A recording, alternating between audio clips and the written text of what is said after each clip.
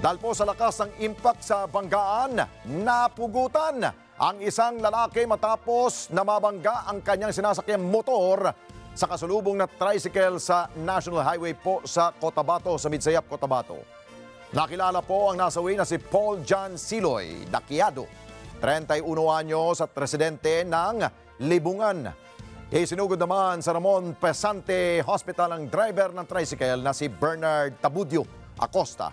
Batay sa ulat ng Midsayap Police, minamaneho ng biktima ang kanyang motor patungo sa timog kanlurang bahagi ng Cotabato Davao National Highway nang bigla itong sumalpok sa kasalubong na tricycle.